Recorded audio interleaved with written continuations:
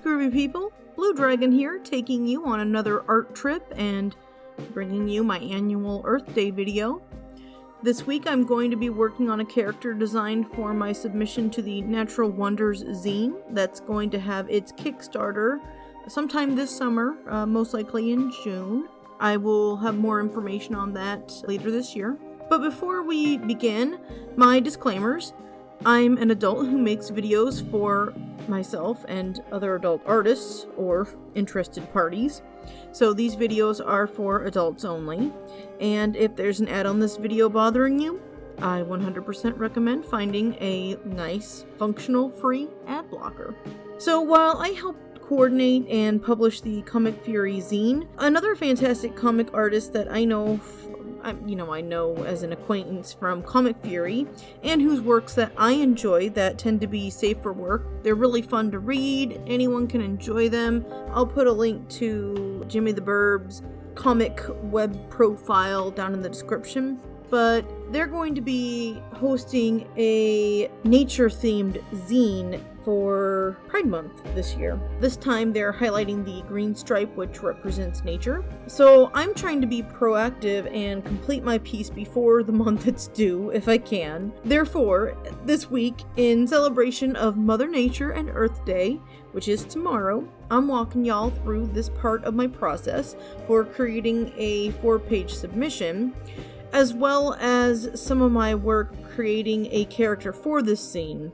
The first thing I like to do for any zine submission is check out the rules for submission.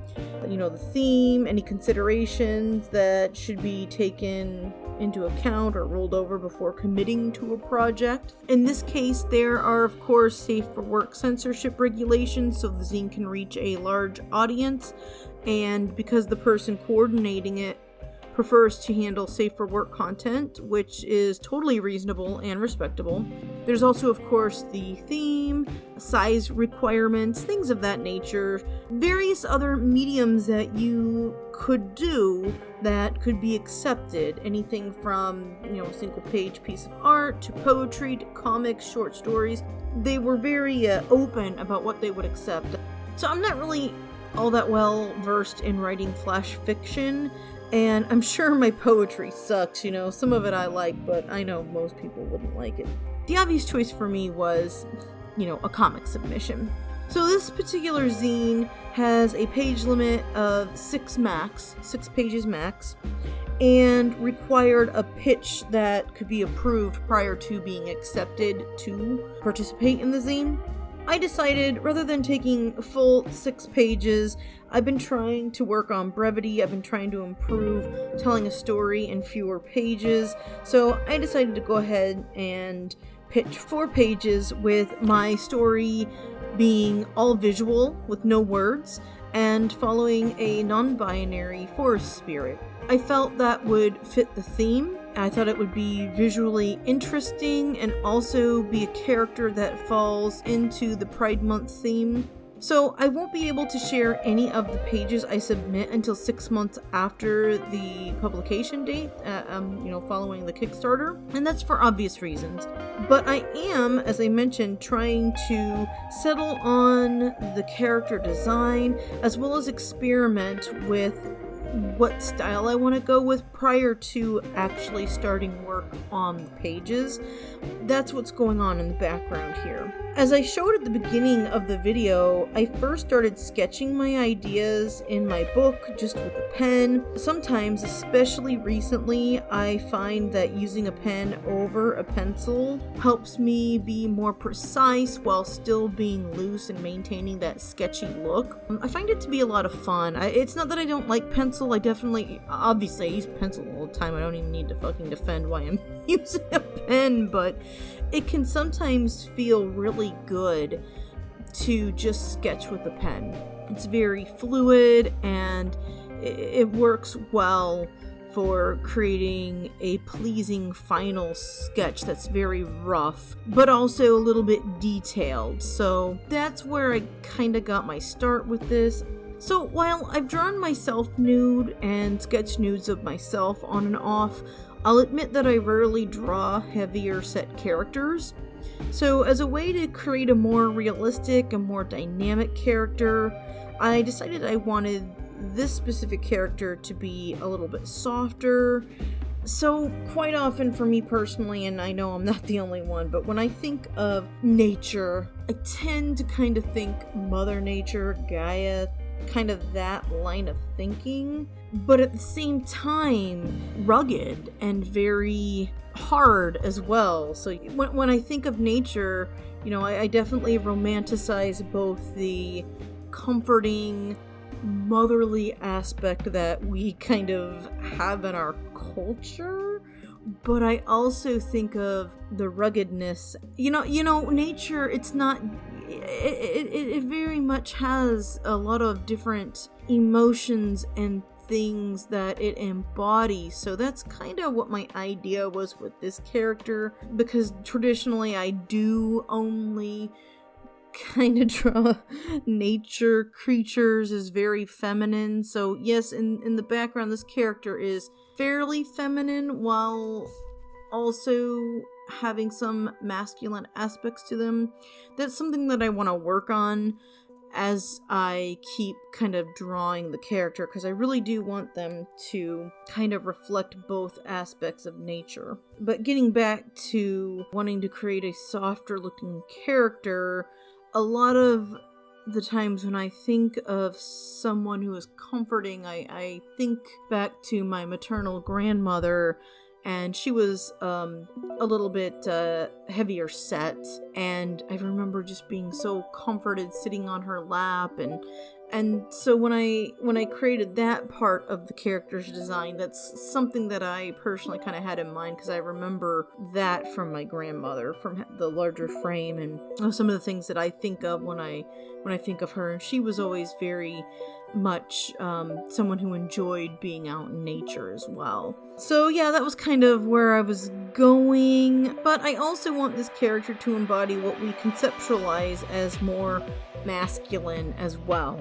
At the moment, I must admit that the final piece, I'm not really sure if they accurately reflect all that I would like them to represent.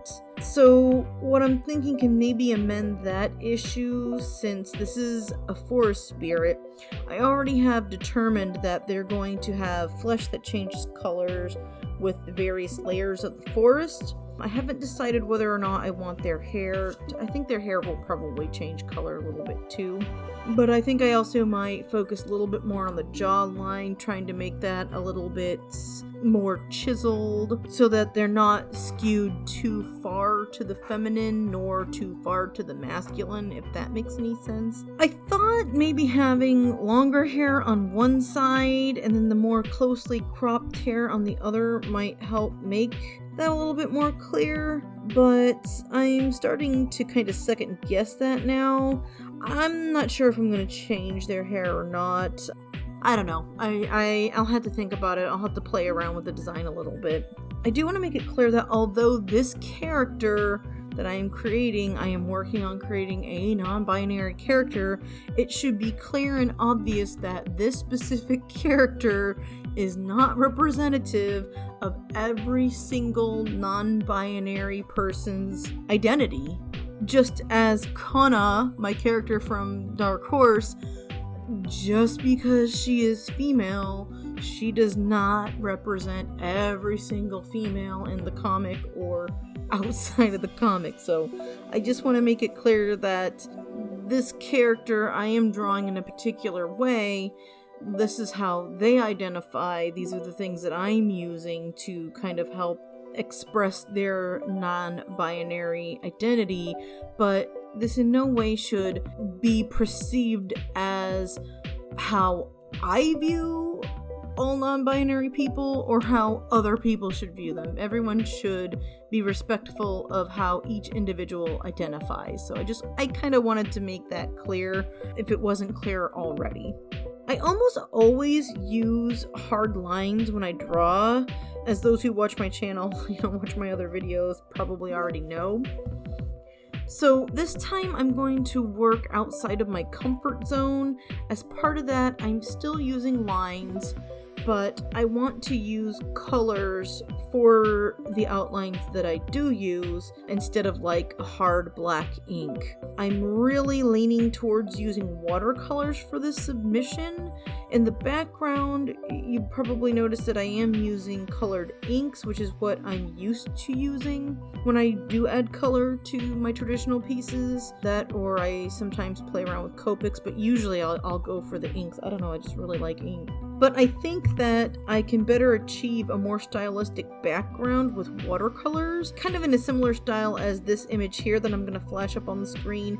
I did this a couple years ago for a dude who commissioned me for an illustrated work of James Joyce. He's a fantastic author. I haven't read a lot of his stuff, but I've read a few things here and there. But this specific piece was for The Dubliners, which was a really interesting short story. You should definitely check that out if you're interested.